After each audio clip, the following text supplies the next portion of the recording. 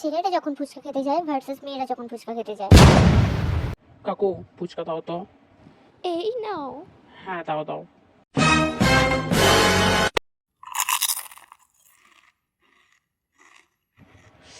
কাকু ফুচকাটা খুব ঝাল হয়ে গেছে, ঝালটা একটু কম করে দাও, বুঝেছো? হ্যাঁ।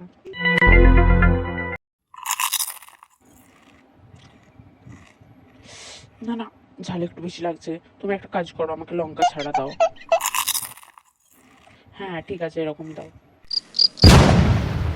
কাকু আমাকে ফুচকা দাও 10 টাকার। আজকে টেস্টি টেস্টি ফুচকা খাবো। रुको जरा। কাকু বেশি করে ঝাল দিয়ে দেবে, ঠিক আছে? ঝাল ঝাল ফুচকা দাও। হ্যাঁ দাও দাও। এ কি, ফুচকায় তো ঝালই হয়নি। আরো ঝাল দাও, আরো ঝাল দাও। কই দাও?